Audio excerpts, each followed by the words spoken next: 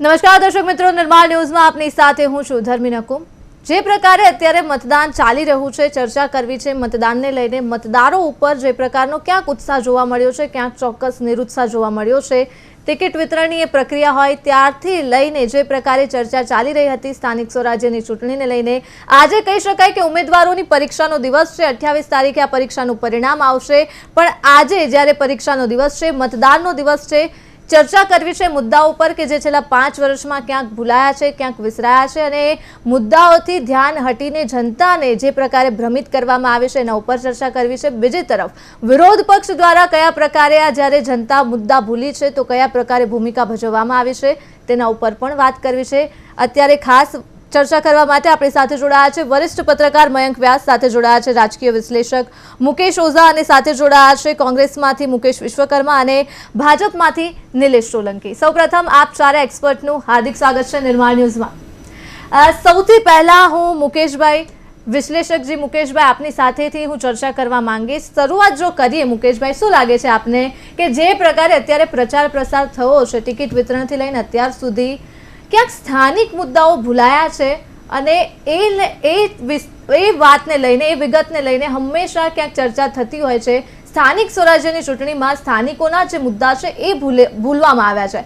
તમને શું લાગે છે મુકેશભાઈ, આ વખતે પ્રચાર પ્રસારમાં કેટલી હદે જે સાચા મુદ્દાઓ છે તેને મૂકવામાં આવ્યા છે? આપણે ઉમેદવારને સેવક કહીએ છીએ, પરંતુ શું આ સેવક આજની પરિસ્થિતિમાં સેવક કહેવો યોગ્ય છે? અને જે પ્રમાણે પક્ષ પલટા થઈ રહ્યા છે, જે રાજનીતિનું ચિત્ર જે છે એ થોડું ગંદુ થઈ ગયું છે। આવી પરિસ્થિતિમાં જ્યારે ચૂંટણી આવે છે ને ત્યારે પ્રજાને થોડુંક દુઃખ લાગે છે। કારણ કે પ્રજા જ આ લોકોને ચૂંટીને મોકલે છે અને ઉમેદવારીમાં જબરદસ્તી ના હોવી જોઈએ, પણ ઉમેદવાર જબરદસ્ત હોવો જોઈએ। આમ પાર્ટી જબરદસ્તી ના હોવી જોઈએ, પણ પાર્ટીમાં પોતાનું વર્ચસ્વ જબરદસ્ત હોવું જોઈએ। આ એક ઉમેદવારની પરિભાષા હોવી જોઈએ।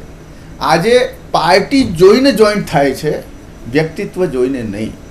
એટલે આ જે પરિવર્તન આવી ગયું છે, હવે અત્યારે તો સાહેબ સોશિયલ ઇન્ફ્લુએન્સર છે એને લો, સેલિબ્રિટી છે એને લો, આ કંઈક થોડું ઘણું કંઈક વધારે નામ કર્યું છે પોતાના એરિયામાં છે એને લો, આ જાતિવાદી પરિબળનો પ્રમુખ છે એને લો। સાહેબ આ રીતે તમે જે ઉમેદવારીનું સિલેક્શન કર્યું છે તો તમે શું આશા રાખી શકશો કે એ કાર્ય કરશે, એ સેવા કરશે? જે પોતે એસી ગાડીમાંથી બહાર ઉતરીને ચાલી નથી શકતો, એ તમારું આ કોર્પોરેશનનું, આ જિલ્લા પંચાયતનું, આ સ્થાનિક સ્વરાજ્યનું કે જ્યાં મૂળ પ્રશ્નો આપણા ઘરની સામે છે, આપણા વિસ્તારમાં છે, આપણે અહીંયા કોઈ મોદી સાહેબનું નામ નથી લેવાનું, આપણે અહીંયા કોઈ કેન્દ્રીય રાજનીતિ નથી કરવાની, આપણે અહીંયા આપણા પ્રશ્નોની ચિંતા કરવાની છે। અને જ્યારે આજે મતદાન ઓછું થાય છે ને ત્યારે દુઃખ થાય છે, કારણ કે પ્રજા ક્યાંક ઘોર નિંદ્રામાં છે અને પછી જે ગાળો દેતી હોય છે ને, આમ આ જે સોશિયલ મીડિયા વધુ વાપરનારા છે ને એ લોકો જ વોટ કરવા નથી જતા અને એ લોકો જ ગમે તેમ રાજકીય પક્ષોને બોલે છે। સાહેબ રાજકીય પક્ષોને બોલવાનો કોઈનો અધિકાર નથી, કારણ કે રાજકીય પક્ષોને આપણે આ સ્થિતિ આપી છે, એના માટે આપણે નાગરિક જવાબદાર છીએ। આજે આપણે હજુ પણ સમય છે, જો આપણે વોટ ના આપવા જઈએ ને તો 5 વર્ષ સુધી આપણને બોલવાનો અધિકાર ન હોવો જોઈએ સાહેબ, ન હોવો જોઈએ। પરંતુ આજનું ઇલેક્શન કમિશન જોઈ લો, આ સરકારી મશીનરીનો ઉપયોગ જોઈ લો સાહેબ, તમને બધા જ સંબંધોમાં વફાદારી મળશે, તમને બધા જ સંબંધોમાં વફાદારી મળશે, બસ આપ બાત હોઠો સે નહીં નોટો સે કિયા કરે। આજની રાજનીતિમાં નોટો ચાલી રહી છે અને એના કારણે આ રાજનીતિનું ચિત્ર ગંદુ થયું છે। પરંતુ મારે એ કહેવું છે કે જે નવી પાર્ટી ઉદય થઈ રહ્યો છે, મને આ ચૂંટણી પ્રચાર પ્રક્રિયાની અંદર આપનો પ્રચાર જે છે ભલે ઓછો છે, પરંતુ એનો પ્રચાર જે છે એ ધરખમ છે, એક જડમૂળથી છે। અને બીજી બાજુ ભારતીય જનતા પાર્ટીનો પ્રચાર છે, ભારતીય જનતા પાર્ટીએ કામ કર્યા છે, સમજો, એવું નથી કે આપણે સાવ નકારી કાઢીએ। જે પ્રમાણે આવક આવે છે, જે પ્રમાણે પ્રોપર્ટી ટેક્સ ડબલ થયા છે, જે પ્રમાણે જીએસટી 18% થઈ છે, તો જે આવક આવે છે તો એ વપરાય છે, કામ થાય છે। ભલે ભ્રષ્ટાચાર થતું હોય, થોડું થતું હોય, કટ મની જતી હોય, પરંતુ કામ તો થાય છે ને। એટલે આવી પરિસ્થિતિની અંદર આમાં સુધાર થવો જોઈએ। મોદી સાહેબના વખતની અંદર જે પ્રમાણેનું કાર્ય ગતિથી જતું હતું ને એ ગતિ આજે નથી। જે પ્રમાણે આજે નેતાઓ પોતાની વાણી વિલાસ કહે છે કે જો મારા એરિયામાં ભાજપ નહીં આવો તો ગ્રાન્ટ નહીં આપો. અરે સાહેબ, તમારા બાપાની પૈસા છે, તમે આ રીતે શબ્દ બોલો છો? આ શોભે એવું છે? વિધાનસભા તમે કોઈ ખરીદી લીધી છે? આ એક રાજકીય પક્ષને શોભે એવું સ્ટેટમેન્ટ ખરું? જી ઓઝા સાહેબ, આપણે ભાજપ પાસેથી ને જ એ જવાબ માંગીએ. શું કહેશો નિલેશભાઈ, જે પ્રકારે કહ્યું છે ઓઝા સાહેબે કે હોઠો સે નહીં નોટો સે બાત કીજીએ, અને ક્યાંક ખુલ્લેઆમ કહેવામાં આવતું હોય છે કે જો અમારો ઉમેદવાર ન આવે તો અમે ગ્રાન્ટ પસંદ નહીં કરીએ.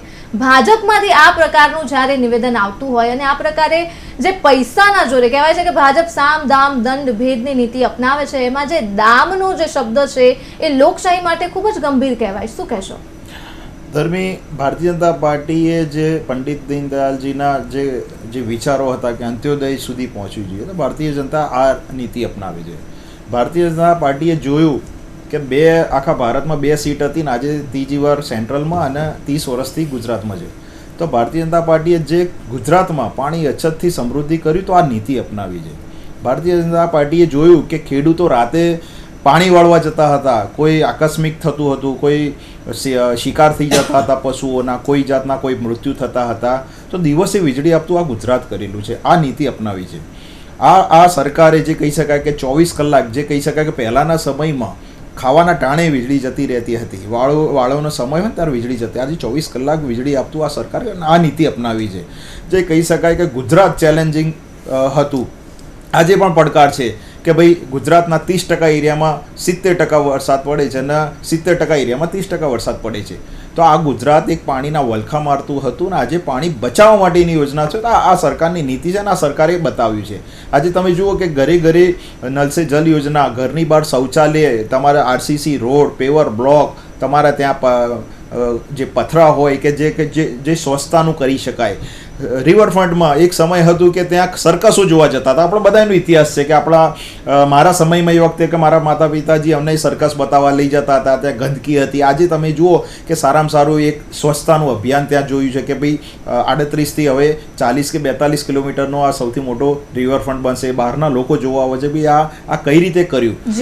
રિવરફ્રન્ટ તમે જુઓ, જે કાંકરિયાનું જે બ્યુટિફિકેશન કર્યું, પાણી બચાવવા માટે જે તળાવ હાવ પતી ગયા હતા એને નવું બ્યુટિફિકેશન કર્યું. જે કહી શકાય કે સ્લમ ફ્રી એરિયા, કે જેમાં માત્ર એક સમય હતો, એક નારો હતો, મને ખ્યાલ છે ઇન્દિરા ગાંધીજીનો કે ગરીબ હટાવો દેશ બચાવો, એ ગરીબોને હટાવી દેતા હતા. આજે સ્લમ એરિયા, એ સ્લમ જે એરિયા હોય એને પોશ એરિયામાં, કે બોડકદેવથી માંડીને વેજલપુર હોય કે સાઉથ બોપલ હોય, આ મિડલ ક્લાસને વચ્ચે રહેવા માટે એક જગ્યા આપતું હોય તો આ ગુજરાત સરકારે આ નીતિ અપનાવી છે. શું ખોટું કરેલું છે? 30 વર્ષથી પબ્લિક જાકારો આપે, પબ્લિક તમને આક્રોશ આપે છે, પબ્લિક એમ કે ભાઈ અહીં આવવાનું નહીં. તો આ ભારતીય જનતા પાર્ટીનો કાર્યકર્તા બારે માસ જે 24/7 એ ગુસ્સો પી જાય છે. એ કાર્યકર્તાને એ કન્વિન્સ કરે છે કે ભાઈ આ વખતે કઈ કામ નથી કર્યા તો આ વખતે હું કામ કરીશ, અને એટલા માટે આશીર્વાદ એ લઈ જાય ને એ આ બધું ત્યાં એક ખાટલા પર ચા પીને આવે છે કે ભાઈ મારી પર વિશ્વાસ રાખો. તમે જે વાત કરી રહ્યા છો સાચી છે કે ગુસ્સો પી જાય છે કાર્યકર્તા, બેનર લગાવવામાં આવે છે, બહિષ્કારની વાત કરવામાં આવે છે. પણ નિલેશભાઈ, સવાલ એની સામે એ જ થાય છે કે શા માટે બહિષ્કાર કરવામાં આવે છે? શા માટે 30 વર્ષ સુધી વિકાસના કામો જો કર્યા છે તો પછી જનતા શા માટે ગુસ્સે છે, શા માટે આક્રોશમાં છે, શા માટે સોસાયટીની બહાર બેનર લગાવવા પડે છે કે ભાજપના ઉમેદવારે સોસાયટીમાં પ્રવેશ કરવો નહીં? જો 30 વર્ષનો વિકાસ બોલતો હોય તો કદાચ આ બેનર આપણે જોવા ન પડ્યા હોત. નહીં, સાચી વાત છે કે તમારે કોઈની પર બહુ જ લાગણી હોય, સંવેદના હોય, એની ઉપર જ ગુસ્સો થાય. કેમ ના થાય? જનતા છે, જનતાને નમન છે, વંદન છે કે ભાઈ 5 વર્ષે ઇલેક્શન આવે છે તો રિપોર્ટ કાર્ડ લઈને આ ભારતીય જનતા પાર્ટીનો સેવક જ જાય છે કે જે સોસાયટીમાં બોર્ડ માર્યા છે ને ત્યાંનું મતદાન જોશો ને તો ત્યાં 30% જ મતદાન હશે. 70% લોકો વોટ આપવા જતા નથી ને બોર્ડ મારે છે. એમાં રાજકીય પક્ષોનો નહીં, ત્યાંના નાગરિકોનો પોતાનો દોષ છે, એ પણ માનવું જોઈએ. એટલે કહેવાનો મિનિંગ કે તમારી ત્યાં જે જનતાઓ હોય છે, જનતાને 5 વર્ષે રિપોર્ટ કાર્ડ લઈને જવા માટે આ પાર્ટી છે. એવું નથી કે ભાઈ અમે કામ કર્યા તો વિકાસની રાજનીતિ પર અમે જીતીશું. નહીં, આટલી આકરી ગરમીમાં ઉમેદવારો જાય છે ડોર ટુ ડોર. એક મેસેજ જાય છે ને બેન, તો બધા જ કાર્યકર્તાઓ સવારે 8 વાગ્યાનો મેસેજ હોય ને સાંજે 4:30 5 વાગ્યાનો મેસેજ હોય, અને આટલા જે કહી શકાય કે સંકલ્પ કર્યો કે અમારે 5 સોસાયટી ફરવાની છે, 5 ચાલી ફરવાની છે, 5 પોળો ફરવાની છે, અને સાંજે એ એન્ટ્રી થાય છે કે ભાઈ આટલું ફર્યા અને કઈ સોસાયટી બાકી રહી. તો છેલ્લા દિવસોમાં પણ એ ખાટલા બેઠક કરે છે, એમને કન્વિન્સ કરે છે કે ભાઈ માતા હોય, દીકરીઓ હોય, ભાઈઓ હોય કે વોટ આપજો, અને અમે આ 4 પેનલના નામો યાદ રાખજો કે ભાઈ અમે બારે માસ તમારી જોડે ઉભા રહીશું. ને ના ઉભા રહીએ તો આ જનતાનો આજે જે મતાધિકાર છે એ મતાધિકાર વર્ષમાં 5 વર્ષમાં એકવાર આવે છે, તો જનતા એમને સબક શીખવાડે છે કે જે કામ નથી કરતા. અને એટલા જ માટે કહી રહ્યા છીએ કે 30 વર્ષથી શાસન કેમ છીએ. આ વિદ્વાનો આપણી સાથે જે મુકેશભાઈ ને આ બધા જે વ્યાસ સાહેબ ને છે 30 વર્ષથી તમે જો, તેનો મતલબ એવો થયો કે 100 કામ કરેલા હોય તો 95 કામ કરેલા છે, તો 5 કામમાં થોડી ભૂલ થતી હોય, કામ કરે છે એ ભૂલ થતી હોય. બ્રિજો કહીએ, કોંગ્રેસના પ્રવક્તા એમ કહે છે બ્રિજો ઉપાડી દીધા, તો પહેલા તમારા સમયમાં રસ્તા નતા, આજે બ્રિજ છે. તો સ્વાભાવિક છે કે ભ્રષ્ટાચાર છે તો નાબૂદ કરવા માટે આ સરકારે અભિગમ અપનાવ્યું છે. અમે જે અમારી સરકારના એક્શન લીધા છે, કોંગ્રેસે 30 વર્ષ પહેલા લીધા હોય, 70 વર્ષ પહેલા, નિલેશભાઈ આપણે કોંગ્રેસ પાસેથી જવાબ માંગે. અગસ્લા થ્રેસલા બધું કહી શકાય કે લાંબી ફેર લિસ્ટ છે, પણ ઠીક છે આપણો વિષય નથી. પણ સ્થાનિક સ્વરાજમાં જે કહી શકાય કે સામાન્ય વ્યક્તિને આ સરકારે જે કેન્દ્રમાં રાખીને કામ કરેલા છે ને, આ એનું પરિણામ છે. 28 તારીખે આપ મને ફરીથી આમંત્રિત કરજો. 30 તારીખે 28 તારીખે માત્ર કમળ ઈવીએમ માંથી નીકળશે, એમાં પણ પછી કોંગ્રેસનો વાદો પડશે કે આ તો સેટિંગ છે, આ તો ઈવીએમ નું આ છે. એટલે કહી શકાય છે કે લોકો આશીર્વાદ આપે છે તો કોંગ્રેસના પેટમાં તેલ રેડાય છે. શું કહેવું છે તેના ઉપર ચર્ચા કરીએ. મુકેશભાઈ શું કહેશો? જે પ્રકારે ચર્ચા થઈ રહી છે, અને સૌથી વધારે નવાઈની વાત એ છે કે બ્રિજ, રસ્તા નતા પણ હવે બ્રિજ છે અને બ્રિજ તૂટે છે. આ વાત મને થોડી સમજની બહાર લાગે છે. તમારું શું કહેવું છે? અને બીજી વાત કે આપને શું લાગે છે, જે પ્રકારે છેલ્લા 30 વર્ષથી આ વિકાસના કામો થયા છે, અનેક એવા મુદ્દાઓ છે મુકેશભાઈ વિપક્ષ પાસે ઉઠાવવા માટેના, પણ ક્યાંક ને ક્યાંક વિપક્ષ દ્વારા પણ જે મુદ્દાઓ વાસ્તવિક ધોરણે ગ્રાઉન્ડ ઝીરો પર ઉઠાવવા જોઈએ એ ઉપાડવામાં નથી આવતા, એટલે જનતા કોંગ્રેસને મત આપવાથી ડરે છે, એવું પણ આપણને સાંભળવા મળે છે. શું કહેશો? વાત કહું કે આ મુકેશભાઈ છે ને, આ ઓઝા આપણા નિષ્ણાત, એમની કોઈ નાની ભાણીને છે ને, હું એમના ઘરે જઈને જોઈ હોય, અને પછી હું અમેરિકાથી 25 વર્ષે આવું, તું તો મોટી થઈ ગઈ છે. એટલે પણ 25 વર્ષે મોટી ના થાય એવો સવાલ કરાય કોઈને? આપણે ના કરાય. તમે 30 વર્ષથી ગુજરાતની ધુરાધરા સંભાળો છો, અને તમે હજી પ્રજાને એમ કહો છો અમે વિકાસ કર્યો. પાછા કે તમારા વખતે બ્રિજ નથી, અત્યારે અમે બ્રિજ બનાવી એટલે તૂટે તો ખરા જ નહીં. લ્યો ના, એવું નથી. તમે બોલ્યા કે નહીં, ફરી રિપીટ કરો. બોલી લો. હું ફરી રિપીટ કરું કે એમના સમયમાં રોડ રસ્તા નતા, બ્રિજ છે, તો બ્રિજમાં જે ભ્રષ્ટાચાર થયો તો એની પર એક્શન લીધા છે. તો અમે તો અમારા નેતા હોય, કર્મચારી હોય કે કોઈ જાતના કોઈ કાર્યકર્તા હોય, એને પણ અમે નથી છોડતા. તો સામાન્ય જનતાને જે કાયદો લાગુ પડે છે એ જ મુખ્યમંત્રીને કાયદો લાગુ પડે છે, લીધા છે. હવે કહું એક મિનિટ, આપણા ગુજરાત રાજ્યના સાંભળજો, બહુ મહત્વ, સ્વર્ગસ્થ ગૃહપ્રધાન હરેનભાઈ પંડ્યા, જેની હત્યા થઈ ગઈ, સાહેબ મને તો દુઃખ સાથે કહું છું, ભલે એ ભારતીય જનતા પાર્ટી, એના બધા હત્યારા નિર્દોષ છૂટી ગયા. એને માર્યો કોણે? સાહેબ આ ગુજરાત સરકારે ઢાંકણીમાં પાણી લેવું જોઈએ. એ માણસ નહોતો, એ માણસ નહોતો. તો રાજીવ ગાંધીજીની હત્યા થઈ તો એમાં એ બેનને તમે નિર્દોષ જાહેર કરી દીધા. આ રાજકીય આ ખરેખર વ્યક્તિગત ના હોવું જોઈએ. આ વ્યક્તિગત ના હોવું જોઈએ. આ વ્યક્તિગત ના હોવું જોઈએ. યોગ્ય નથી. આ વ્યક્તિગત ના હોવું યોગ્ય નથી. જો એક વસ્તુ, આ વ્યક્તિગત ના હોવું જોઈએ. એ કાયદા કાનૂન એ કોર્ટ એ કરતા છે ને, બરાબર કરો આ સરકાર કામ નથી, અને બીજા કરે પાપ કહેવાય. આ સરકારનું કામ નથી. એમ નહીં. નિલેશભાઈ હું આવીશ તમારી પાસે. તમે અડધો કલાક બોલ્યા પછી વચ્ચે નહીં બોલવાનું. આપણે કરીએ લીલા કહેવાય, બીજા કરે પાપ કહેવાય, એવું ના હોય. આ કઈ બધા નરેન્દ્રભાઈ જોઈને મોત આપી દે એવું હવે નથી.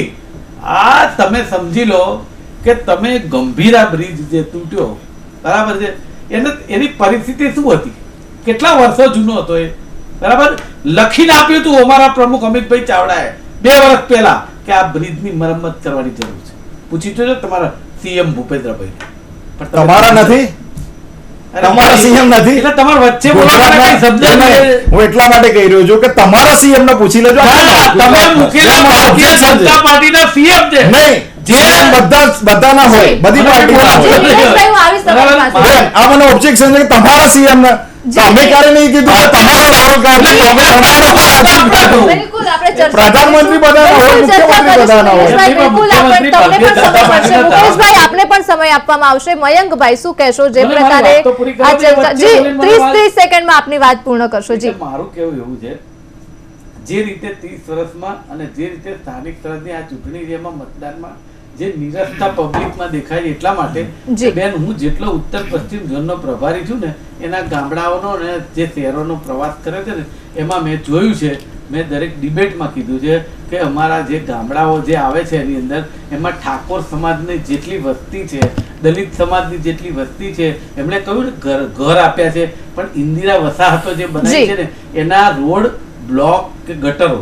બધું એટલું બધું ભયંકર તકલીફમાં છે કે એ લોકો કેવી રીતે જીવે છે ને એ તમે જુઓ. અને મેં ચેલેન્જ આપી છે ભારતીય જનતા પાર્ટીને, બરાબર, ત્યાં તો મેં પ્રવક્તાને આપી હતી, હવે હું ભારતીય જનતા પાર્ટીના કોઈ પણ વ્યક્તિને કહું છું કે આવતીકાલે કોઈ પણ ન્યૂઝ ચેનલ લઈને મારી સાથે 20 ગામનો પ્રવાસ કરે, હું બતાવી દઉં કઈ કઈ જગ્યાએ ક્યાં પ્રોબ્લેમ છે.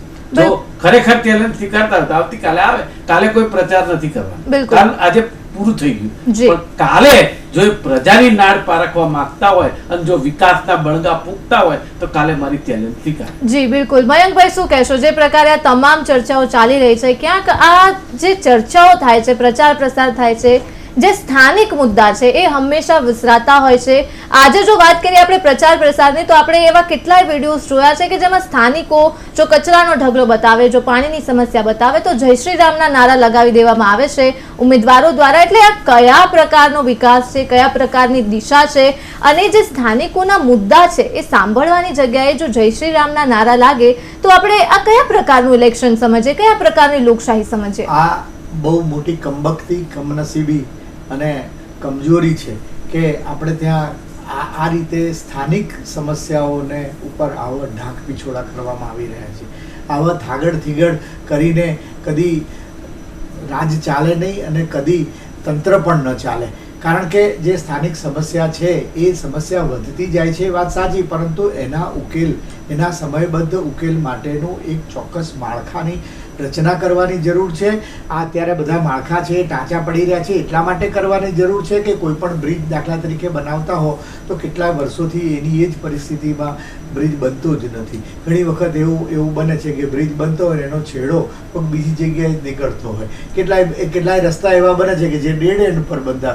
તો એવું પહેલેથી આયોજન કરીને કેમ એવું નથી થતું? અને એટલા માટે નથી થતું કે લોકોના કામો પ્રત્યેની જોઈએ એવી તંત્રની અને તંત્રના વાહકોની ગંભીરતા નથી.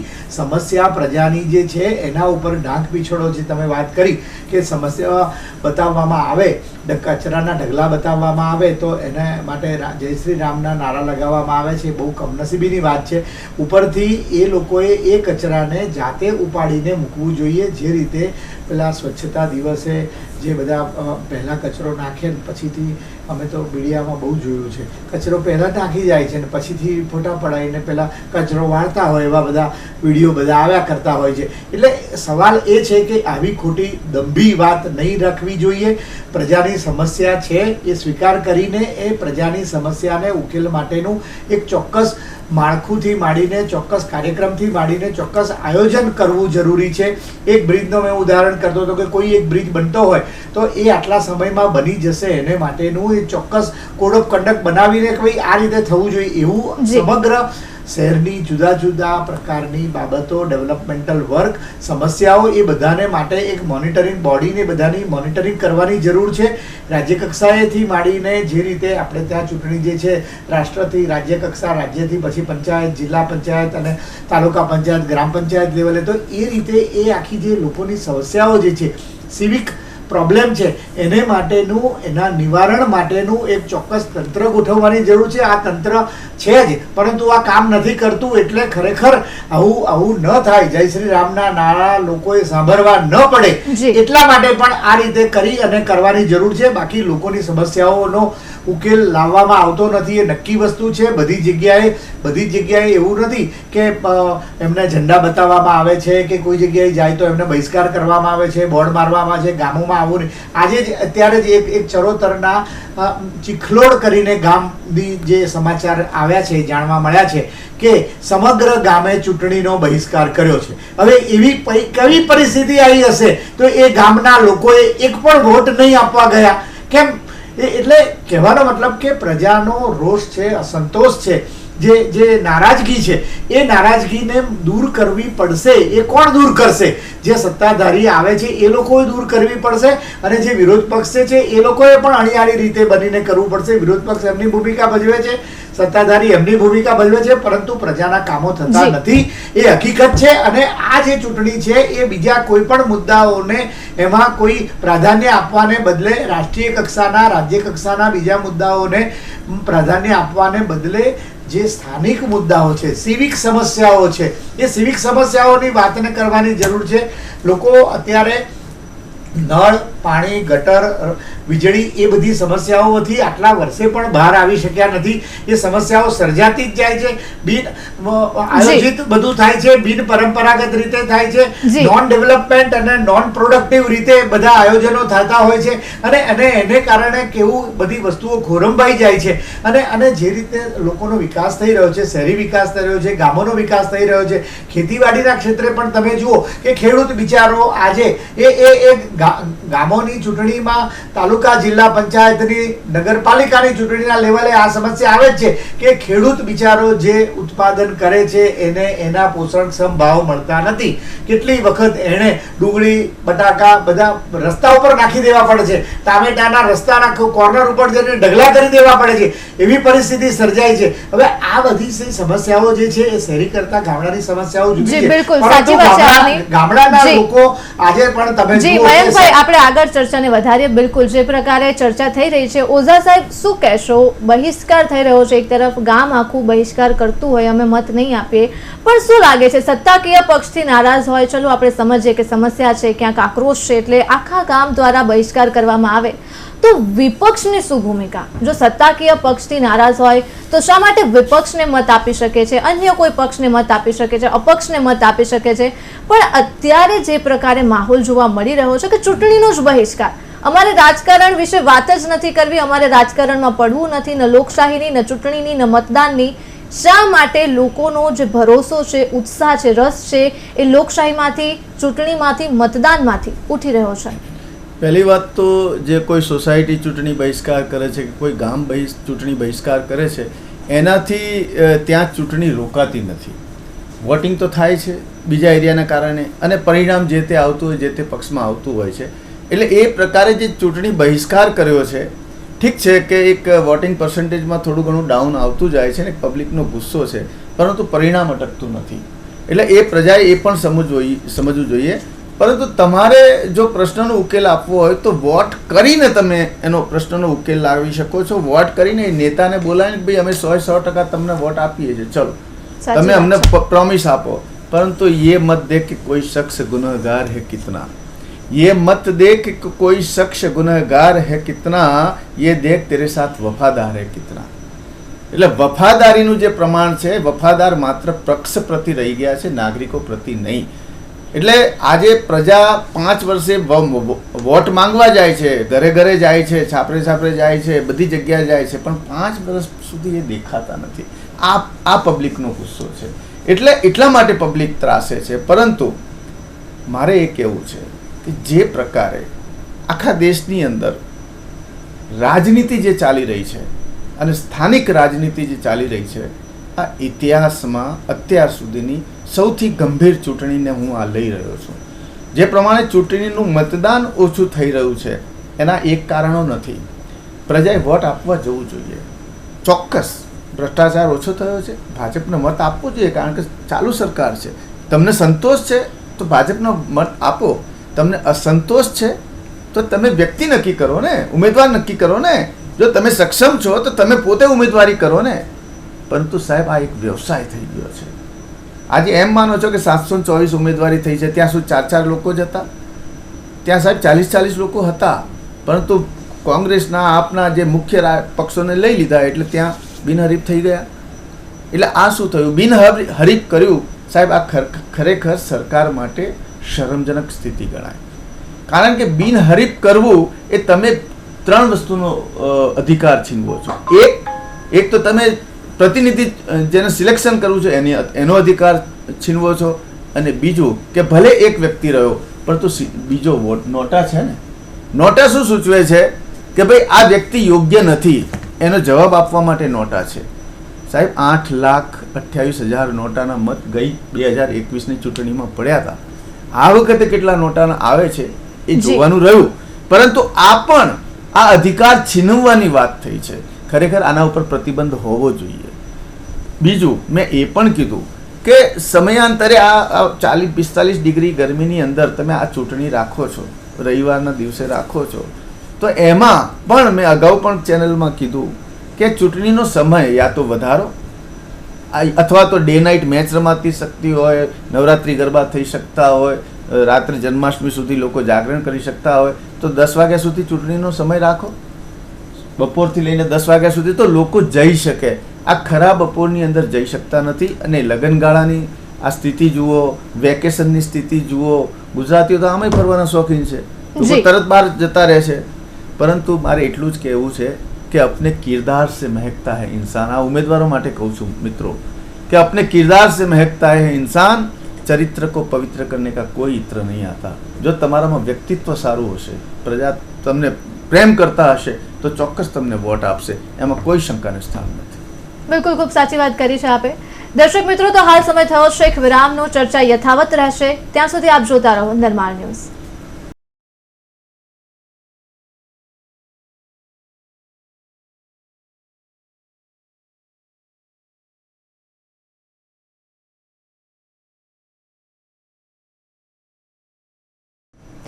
વિરામ બાદ ફરી એક વખત નિર્માણ ન્યૂઝમાં આપનું હાર્દિક સ્વાગત છે. જે પ્રકારે અત્યારે ચર્ચા થઈ રહી છે સ્થાનિક સ્વરાજ્યની ચૂંટણીની, અને આજે જ્યારે મતદાનનો દિવસ છે ત્યારે મતદાન ઉપર ખાસ તો ચર્ચા કરી રહ્યા છીએ, અને ચર્ચા કરવા માટે આપણી સાથે એક્સપર્ટ્સ જોડાયા છે. નિલેશભાઈ, જે પ્રકારે આપણે ચર્ચા કરી રહ્યા હતા મતદાનને લઈને, મતદારોમાં આ વખતે ક્યાંક ઉત્સાહ ઓછો જોવા મળ્યો છે, ક્યાંક નારાજગી જોવા મળી રહી છે. જે પ્રકારે લોકશાહીની જો આપણે વાત કરીએ તો ચૂંટણીનો પર્વ હોય ત્યારે મતદાન આ વખતે ખાસું ઓછું જોવા મળ્યું છે. ઉત્સાહ નથી, ભાજપને લઈને પણ નથી, કોંગ્રેસને લઈને પણ નથી, અપક્ષને લઈને પણ નથી. શું લાગે છે નિલેશભાઈ, જનતાનો શું મિજાજ છે? શા માટે ઉત્સાહ નથી લોકોમાં અત્યારે?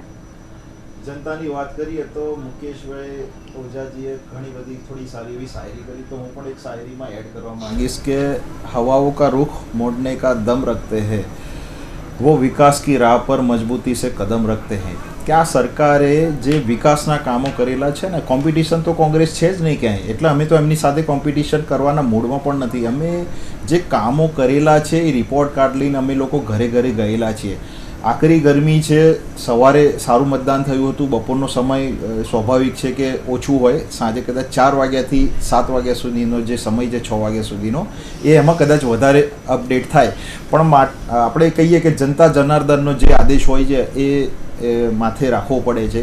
એટલે કહી શકાય છે કે ઉનાળાનો સમય છે, ગરમી છે, ઘણા બધા વિશેષ જગ્યાએ કહી પડી આ સમય બદલવો જોઈએ, આ તે, તો ઘણી બધી પાર્ટીઓએ આગળ આવવું જોઈએ. અને આ સમય ઇલેક્શન કમિશન રાખે છે, કોઈ પાર્ટી કે કોઈ પક્ષ નથી રાખતો. તો આગામી દિવસોમાં પણ કદાચ એની પર ચર્ચા થશે. પણ હું કહીશ કે જ્યારે જનતા ઈવીએમના ત્યાં સુધી જાય છે, બૂથ મથક સુધી, ત્યારે એને એક મનમાં વિશ્વાસ હોય છે બેન કે આ પાર્ટી, આ કાર્યકર્તા, આ ઉમેદવારને હું જોઈશ, આ કામ મારું કરશે, આને કામ કરેલા છે તો ભાઈ હું આને ફરીથી એક ચાન્સ આપીશ. એના મનમાં એવા 10 એવા ઘણા એવા મુદ્દાઓ હશે કે ઈવીએમમાં એ 4 બટન દબાવતો હોય પછી કે ભાઈ ના, આ મારો મત અહીંયા મેં આપ્યો છે. ઘણા બધા એવા છે કે ભાઈ નોટા કરતા હોય, ઘણા જે એની ઈચ્છા થાય એ પાર્ટીને કરતા હોય. પણ માત્ર આ નાગરિક જે કહી શકાય, એ નાગરિક જે ટેક્સ ચૂકવે છે, પહેલાના સમયમાં ટેક્સ જ નહોતા ચૂકવતા બેન. અને કોઈ પણ પાર્ટી ક્યારેય કોઈ ટ્રેડિંગ નથી કરતી કે કોઈ ધંધો નથી કરતી. પહેલાં ટેક્સ પેર બહુ જ ઓછા હતા. આપણે જોઈ શકાય કે સરકાર અહીંથી લાવવાના, એક સમય મને યાદ છે હજી કે કોંગ્રેસની સરકારમાં અંબાજીનો જે ફંડ આવે ને, મંદિરમાંથી GIDCના પગારો કરેલા, મને ખ્યાલ છે કે આ રીતના સરકારની નોબત પછી એ સમય એવો હતો કે આજે જે કરી શકાય. તો આજે હજી વાર લાગશે મુકેશભાઈ, ઊભા થઈ જશો કે કોંગ્રેસે જે ભ્રષ્ટાચાર કરેલો છે, સીધી નીતિથી કામ કર્યું હોત બેન તો 30 વર્ષથી ઘરે કેમ બેઠા છે, કેમ નથી આવતા? રાહુલ ગાંધીજી પોતે આવે છે શું પ્રચાર કરી જાય છે ખબર નથી. ગુજરાતમાં હું આપને ચેલેન્જ આપું છું કે રાહુલ ગાંધીજી આવવાના નથી, એમની સરકાર આવવાની નથી, અને આજે પણ એ ઘોડા શોધવામાં જ રહી છે કે રેસના ક્યાં તે, પણ અમે એ ઘોડા શોધવાને નહીં, એ તબેલો શોધવાના પક્ષમાં નથી. અમે જનતાને જે કામ કરવાના છે, જે વિકાસના કામો કરવાના છે, કામો કરવા માટે અમે તત્પર રહીએ છીએ, અને એટલા જ માટે અમે સમસ્યાથી સમાધાન સુધી પહોંચીએ છીએ. કેમ વિકાસની રાજનીતિ ના થઈ શકે? કેમ સંકલ્પની રાજનીતિ ના થઈ શકે? કેમ સામાન્ય નાગરિકને જે વસ્તુ જોઈએ કેમ ના મળી શકે? મળી શકે છે. 100 કામ કરેલા હશે તો 95 કામમાં કંઈ થતું હોય, 5 કામમાં ભૂલ થતી હોય, પણ આ સરકારને જે લોકો ખોબલે ખોબલે મત આપે છે ને બેન, તો એની પણ એ જવાબદારી છે જનતાની કે ભાઈ એ પ્રશ્ન પૂછી શકે છે, એ આક્રોશ આપી શકે છે. જી, પણ નિલેશભાઈ, સવાલ એ થાય કે જો 95 કામ થયા હોય અને ખોબલે ખોબલે ભાજપને જો મત મળતા હોય, તો આ વખતે શા માટે જે જનતા છે મત આપવા જ તૈયાર નથી, ઘરની બહાર નીકળવા જ તૈયાર નથી? જો ખોબલે ખોબલે મત આપવા હોય તો અત્યાર સુધી એનો જવાબ મળી ગયો હોત આપણને. આજના દિવસે બપોર સુધીમાં જે મતદાન ઓછું છે, એ ખોબલે ખોબલે જનતા જે અત્યારે ઘરે છે એ કદાચ અત્યાર સુધી બહાર નીકળી હોત અને જે મતદાન છે એનાથી તો આંકડો વધારે જ હોત. જનતા બહાર નીકળીને કોને વોટ આપે છે બેન, એ જનતાના પક્ષમાં છે કે જનતા શું મનમાં વિચારે છે એ તો વિપક્ષ કે સરકાર જે હોય એના પણ મનમાં ના હોય કે શું છે, પણ આવવું જોઈએ. આજે ઇલેક્શન કમિશનથી માંડીને બધા લોકો અપીલ કરતા હોય, સારા એવા સેલિબ્રિટી સાહિત્યકાર કે જે સેલિબ્રિટી અપીલ કરતા હોય, આવવું જોઈએ. પણ જનતાના મનમાં શું છે એ કોઈ પણ પક્ષ ના બોલી શકે. આજે સાંજે આપણે છેલ્લા ઇલેક્શન કમિશનનો આંકડો આવે છે અને 28 તારીખે જે રિઝલ્ટ આવે છે એ કોઈ પણ પાર્ટીને સન્માન્ય રહેશે. એટલે જે પરિણામે જનતા જનાર્દન કહી શકાય કે જનતાના મનમાં જે હોય છે, આ એક દિવસ એવો હોય છે કે જનતા મક્કમતાથી એનો નિર્ણય એ ઈવીએમ ઉપર એ પ્રોસેસ કરતા હોય છે, અને એને ખબર છે કે મારે આ મારા નિર્ણય લેવાનો છે, તો 5 વર્ષ એ સરકાર હોય વિપક્ષ હોય એને એ સન્માન્ય રાખવો જ પડે છે. બિલકુલ. મુકેશભાઈ, શું કહેશો? જે પ્રકારે આ ચર્ચા થઈ રહી છે અને ખાસ કરીને વિપક્ષની જો વાત કરીએ તો મુકેશભાઈ, અવારનવાર કોંગ્રેસ પાસેથી જે લગ્નના ઘોડા અને રેસના ઘોડાનો હંમેશા દાખલો આપવામાં આવતો હોય છે, પણ કમનસીબે જેમ કહેવામાં આવી રહ્યું છે, કોંગ્રેસ પાસે હવે ઘોડા જ નથી બચ્યા, ન લગ્નના રેસના. પણ જે પ્રકારે અત્યારે મિજાજ જોવા મળી રહ્યો છે, 30 વર્ષથી ભલે વિપક્ષ જે છે એક નબળી કામગીરી કરી રહ્યું છે, પણ મુદ્દા પણ નથી ઉપાડવામાં આવી રહ્યા. જે સમસ્યા છે તેના વિશે શું કહેશો? મુદ્દા ઉપાડવામાં કોંગ્રેસ પક્ષે ક્યારેય કોઈ પાછીપાની કરી જ નથી, પણ જે રીતે આ ભ્રષ્ટાચારી સરકાર જે છે ને, ભ્રષ્ટાચારના રૂપિયા એ મીડિયામાં પણ અઢળક ઝોકે છે. એટલે અમને તો મીડિયાનો પણ અનુભવ થયો છે કે મીડિયાની અંદર વિરોધ પક્ષનું લેવામાં આવતું નથી. આવું ચોખ્ખું. પણ જો મુકેશભાઈ વિરોધ પક્ષને લેવામાં મીડિયાના માધ્યમથી વધારે ચાલીએ. મુકેશભાઈ, જો તમે આ મને સવાલ જ નથી કરી શકતા કે વિરોધ પક્ષ મુદ્દા નથી ઉઠાવતો. સાહેબ, કોર્પોરેશનની અંદર અમારા શહેજાદ ખાન પઠાણ છે, એક અઠવાડિયામાં એક વખત એ 200 માણસ લઈને વિરોધ કરવા જાય તો એ વિરોધ નથી? મુકેશભાઈ, જો મીડિયા વિરોધ પક્ષને લેતું જ ના હોય, ચર્ચા લેતા જ ના હોય, તો કદાચ આજે હું ને તમે આ સ્ટુડિયોમાં બેસીને ચર્ચા કરતા જ ન હોય. જો મીડિયા વિરોધ પક્ષને બોલવાનો મોકો ન આપતો હોત તો કદાચ અત્યારે આપણે ચર્ચા ન કરતા. મારી વાત તમે સાંભળો. જી જી, તાર બોલવો જ બોલી લો. એટલે મારું એવું કહે છે એ મીડિયાના પણ હવે બાનમાં લઈ છે. મારે આમે ટાઈમ થઈ ગયો તો એટલે કહેવાનો મારો મતલબ એવો છે બેન, આ હું કડવું કહું છું પણ વાસ્તવિકતા કહું છું કે જે ભ્રષ્ટાચારના રૂપિયા આ લોકો પ્રજામાં વાપરવા જોઈએ એની બદલે જે જગ્યાએ વાપરે છે ને એના કારણે છે. તમે સમજો, અમારી પાસે એવા રૂપિયા છે, અમે લોકો સોશિયલ મીડિયાના માધ્યમથી છે ઘણું બધું ચાલીએ છીએ. હું કહું છું મીડિયા સાથ આપે છે, પણ જે તમારો સવાલ હતો ને એટલે મારું કહેવું છે કે વિરોધ પક્ષ મુદ્દા નથી ઉઠાવતો. કયા મુદ્દાની વાત કરો તો મેં તમને કહ્યું ચેલેન્જ આપી છે. મેં હું નિર્માણ ન્યૂઝને આવતીકાલે ચેલેન્જ આપું. લો, તમે મુદ્દાની વાત કરો તો હું ગુજરાતના મુખ્યમંત્રી ભૂપેન્દ્રભાઈ પટેલનો વિસ્તાર ઘાટોડિયા વિધાનસભા, એની અંદર કેટલી ત્રુટીઓ છે.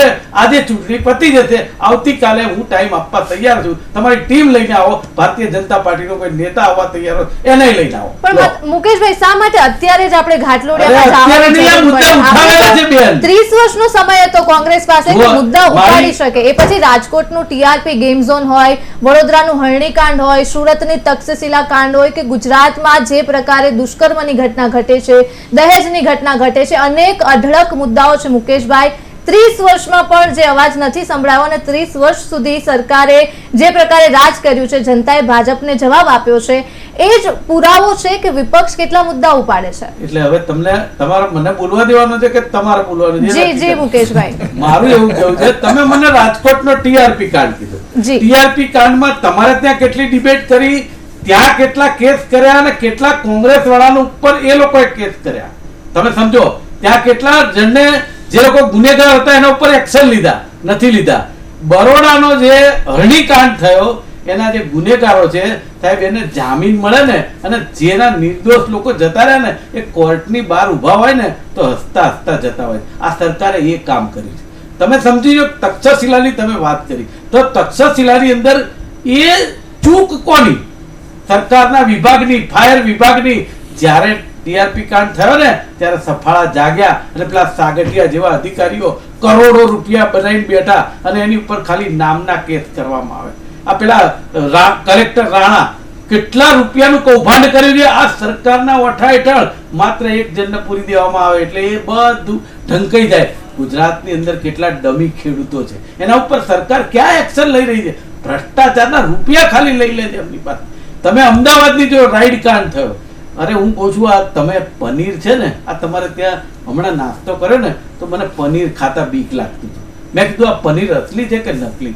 સાહેબ આ પરિસ્થિતિ આવી ગઈ. તમે બહાર જમી ના શકો, નાસ્તો ના કરી શકો, ઘી નકલી મળે, તેલ નકલી મળે, દૂધ નકલી મળે નાના છોકરાનું. તમે વિચાર ક્યાં આ સરકારની અંદર આ બધું ચાલી જાય અને એટલે વિપક્ષ ના બોલે એટલે ચલાવી લેવાનું, એવું કેવું? એટલે કોંગ્રેસના શાસનમાં એટલું બધું ક્લેરિટી હતી? હા, તમે એક મિનિટ તમે તમારા ટર્નમાં કહેજો, હું અત્યારે તમને મારો જવાબ.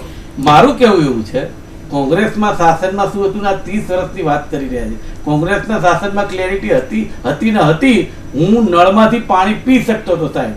એ તમને ના ખબર હોય તો કદાચ તમે નાના હશો અથવા મારાથી વધારે મોટા હશો, પણ હું પાણી ચોખ્ખું પીતો હતો નળમાંથી કાઢીને શાહપુર, વનમાળી, વાંકાની પોળમાં, અમદાવાદમાં. એ હું અંબાજીની સોગંદ, અંબાજીનો ભગત છું કહું છું, એટલે ખોટી વાત ક્યારેય કરતો નથી. હા, પણ અત્યારે 30 વર્ષમાં પ્રજા જે ભોગવી રહી છે ને એ તમે એને કન્ટેમ કરો એ રીતે કે કોંગ્રેસના શાસનમાં મળે. અરે પણ 30 વર્ષથી આ સરકાર આ પ્રજાને આ કગાર ઉપર લઈ આવી એ તમને નથી દેખાતું?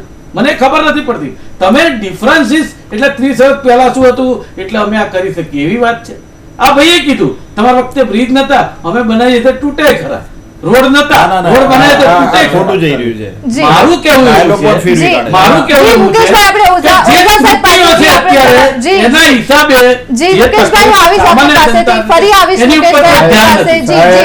મુકેશભાઈ, એ જ કોંગ્રેસ કાળની અંદર કોમનવેલ્થમાં પણ મોટા મોટા ગોટાળા થયા છે, બોફોર્સ કાંડ પણ થયા છે, અન્ય ઘણા ગોટાળા થયા છે. મારી વાત સાંભળી લો. પત્તો ને રંગ બદલા ગીર ગયે, પત્તો ને રંગ બદલા વરના પેड़ को સજા થઈ નથી. એ આક્ષેપ હતા. કોઈ સજા થઈ નથી. એટલે ખોટા આક્ષેપ તમે ભારતીય જનતા પાર્ટી જોડે ખોટા આક્ષેપ કરો તો કરી શકો. કેમ કોંગ્રેસીઓ બધા ભાજપમાં આવી ગયા? અરે એ કેમ આવી ગયા? એ વસ્તુ અરે એ જ કેવું છે એ વિચારધારા, જેની વિચારધારા બદલાય અને જવું જઈ શકે છે, એમાં કોઈને છે નહીં. સીઆર પાટીલ એમ કહેતા હતા કાલથી કોઈને લેવામાં નહીં આવે અને બીજે દાડ કેસ લઈને ઉભા જ હોય અને પહેરાઈ જતા निकले हैं कुछ लोग पार्टी की शख्सियत તમે શાયરીઓ લઈને આવો, शायरी नहीं। અહીંયા મારો अरे कौन जे देखो कांग्रेस પ્રજાની વાત કરું છું. મુકેશભાઈ, હું આવીશ આપની પાસે. જી, તમારી વાત જ ખોટી છે. बात खोटी नहीं તમે है। અત્યારના મુકેશભાઈ, હું આવીશ આપની પાસે. મુકેશભાઈ, આવીશ આપની પાસે. તમે જે વાત કરી રહ્યા છો ને એ જુદી કરી રહ્યા. મારી વાત સાંભળો. તમે એટલું બધું સારું ના બોલશો. સારું જ બોલું છું, મેં સાચું બોલું. એક અહીંયા આટલો બધો ભ્રષ્ટાચાર છે એ અમારા સમયમાં નતો સાહેબ. એ બધી વાત ખોટી. ભ્રષ્ટાચાર તેના કરતા વધારે છે એ હું પણ કહું છું. તો પછી મારી પહેલા વાત કરતા જ એ પણ છે. વધારે છે, પરંતુ જે પ્રમાણે કોંગ્રેસ તૂટી છે મારે એના માટે કહેવું છે કે નીકળે અરે કોંગ્રેસ પહેલા પણ વિચારતી મારું હોય ને વાત તો ભાઈ. સાંભળો. આપણે બોલવા તો દો પણ. આપણે તું સવાલ નહીં આપવાની. निकले हैं कुछ लोग અબે આ શાયરીઓ લઈ अपनी રહ્યા છે. पार्टी की शख्सियत सुधारने जिनका किरदार खुद मरम्मत मांग रहा है. સાચી વાત. સાહેબ કેમ કોંગ્રેસના નેતા, કેમ કોંગ્રેસના લીડર ગુજરાતને એકદમ અલામનું મૂકી દીધું, જી, આ અલગ મૂકી દીધું.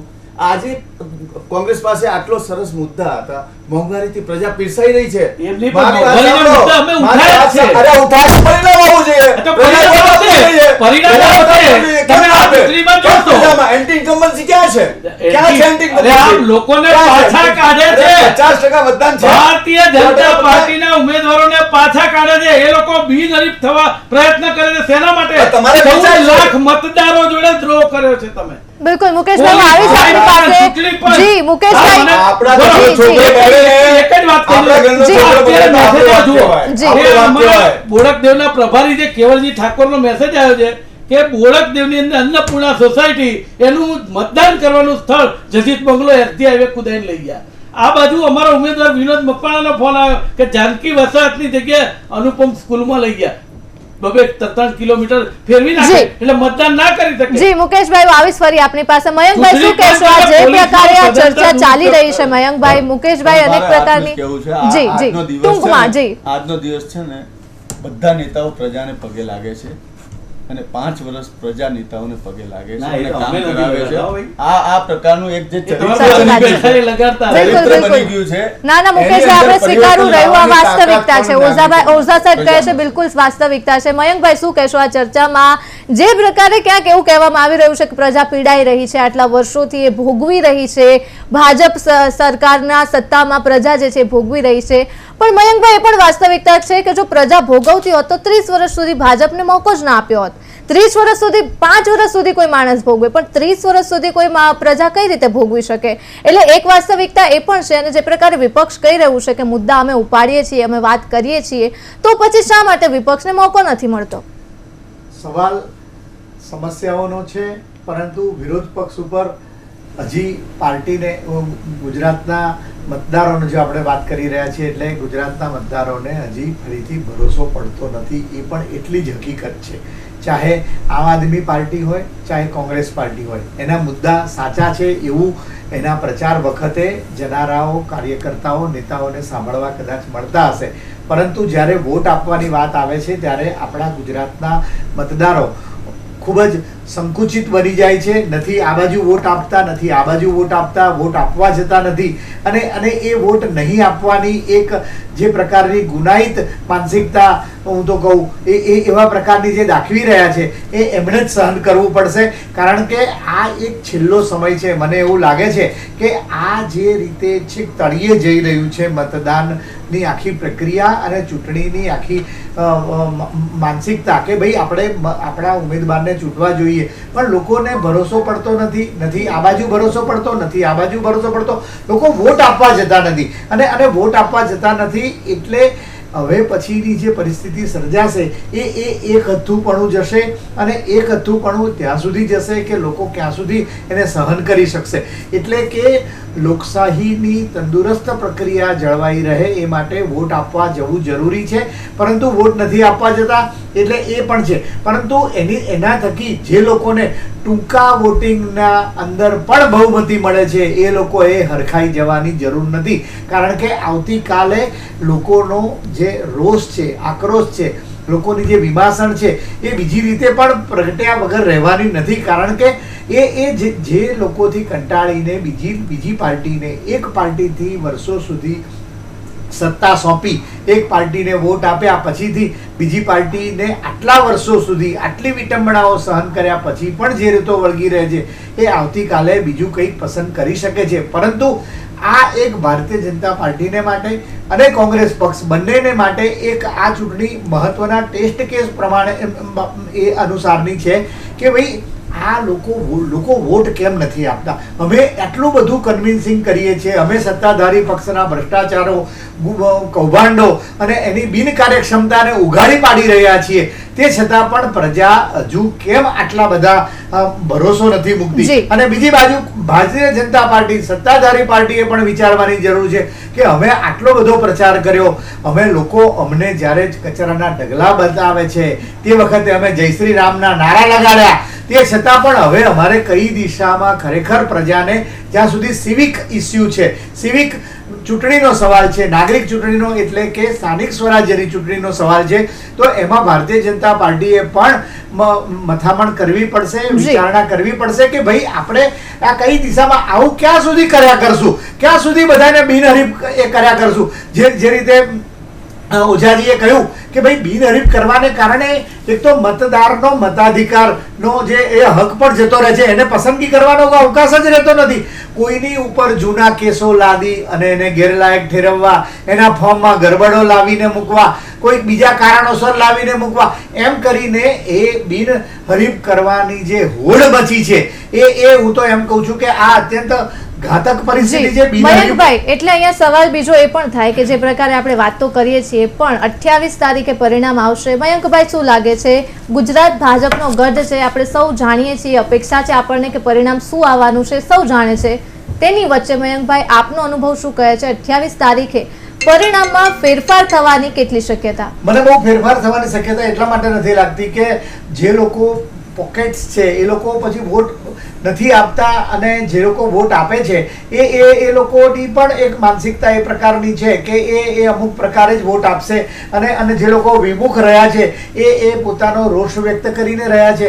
પરંતુ જે રીતે અત્યારનો માહોલ ચાલી રહ્યો છે અને સર્વત્ર બધા લોકોના મુખે આમ પણ ચર્ચાય છે, અને જે પ્રકારના લોકોના પ્રતિભાવ સાંભળી રહ્યા છે એ રીતે જોઈએ ને તો અત્યારની જે પરિસ્થિતિ છે એટલે કે સત્તાધારી પાર્ટીના હાથમાં સત્તાના સૂત્રો રહેવા એ એકંદરે ચાલી જશે કદાચ. કારણ કે કેટલી બધી જગ્યાએ આટલા તો 720 કે 27 ની આજુબાજુની સંખ્યામાં બિનહરીફ થયેલા છે, 736 તો એ થયેલા છે. ચલો ઓકે, હવે પછીથી જે કઈ મતદાન થશે અને એમાં પેનલો તૂટશે એવું પણ બહુ બનશે, મતદાન ચૂંટાશે અને હારશે એ બે વચ્ચેની માર્જિન પણ ઓછી હશે.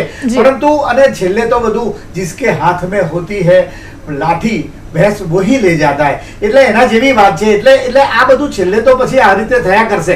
અને આ હું એવું માનું છું કે આ છેલ્લી ચૂંટણી એવી હોવી જોઈએ કે આ બધું મનમાની રીતે કોઈ ચોક્કસ માનસિકતા ધરાવનારા રાજકારણીઓના મનમાની રીતે ચાલે, અને વિરોધ પક્ષ પોતાની રીતે પોતાનું જે કંઈ મર્યાદિત છે એ રીતે કરી છે કે એની કુંઠિત થઈ ગયેલી પરિસ્થિતિ છે, એના પર લોકો ભરોસો મૂકતો નથી, અને આ પરિસ્થિતિ લોકોને ક્યાં લઈ જશે ને ક્યારે સમાજને કેટલો ઉપર લઈ જશે. સાચી વાત છે. ઓઝા સાહેબ, શું કહેવાનું? મારે એ જ કહેવું છે મુકેશભાઈને અને નિલેશભાઈને કે જ્યાં વિકાસ થયો હોય તો વોટિંગ વધે કે ઘટે? બંનેમાંથી કોઈ જવાબ નહીં, વધે જ ને. કેમ વધે? તો બંગાળની અંદર વિકાસ થયો કે નથી થયો? ત્યાં 93% વોટિંગ થયું, અને ગુજરાતમાં જે પ્રકારનું વોટિંગ દેખાઈ રહ્યું છે, વિકાસ થયો કે ઘટ્યો એનો જવાબ પ્રજાએ આપવાનો છે. અને પ્રજા એ નક્કી કરી લે કે જ્યાં વિકાસ નથી, અભણ લોકો કહીએ છે, એ લોકો જો 93% વોટિંગ કરી શકતા હોય તો ગુજરાતનું રોલ મોડલ બતાવી, ઇન્ડસ્ટ્રીયલ ડેવલપમેન્ટ બતાવી, વિકાસની રાજનીતિ બતાવી, અને જો 50% વોટ ન થાય ને તો આમાં સરકાર કે પક્ષનો કોઈનો વાંક નથી, વાંક આપણા નાગરિકનો છે, આપણી પ્રજાનો છે. જી મુકેશભાઈ, શું કહેશો?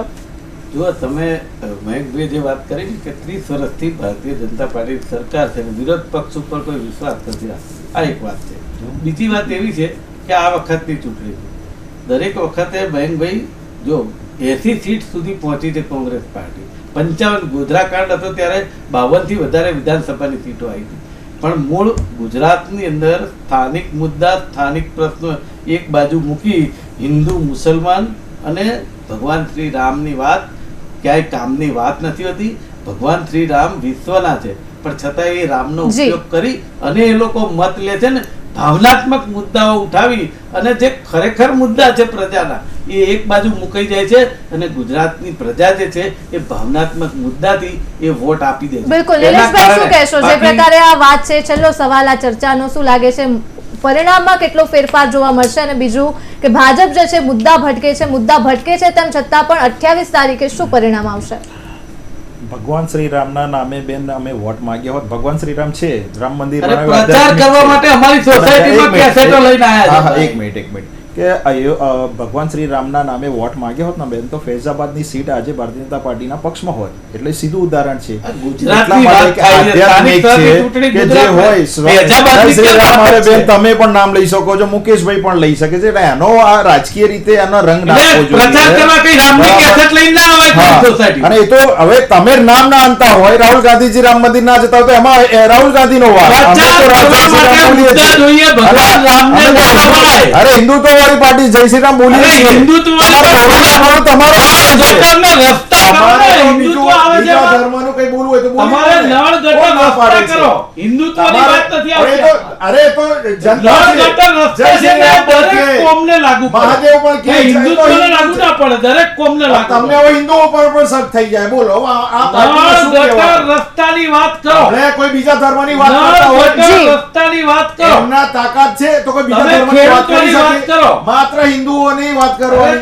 જય જી. શ્રી રામ પણ હવે ખાલી એમને નડે ખોટા છે. જી બિલકુલ ભાવનાત્મક મુકેશભાઈ, નિલેશભાઈ, હવે બિલકુલ 4 વાગ્યા બિલકુલ આપણે પછી ચર્ચા આગળ પણ નહીં કરીશું. કે જી બિલકુલ જય શ્રી નિલેશભાઈ, રામના બિલકુલ નારા નિલેશભાઈ, ઉપર સમયનો અભાવ છે, રોકવા માંગીશ. તો દર્શક મિત્રો, જે પ્રકારે આ ચર્ચા કરવામાં આવી છે, આશા રાખીએ હજુ પણ સમય છે, જેટલા પણ મતદારો છે વધુમાં વધુ મતદાન કરવામાં આવે તે પ્રકારની અપીલ ફરી એક વખત આ માધ્યમથી હું આપને કરીશ. હાલ મને આપશો રજા. નમસ્કાર.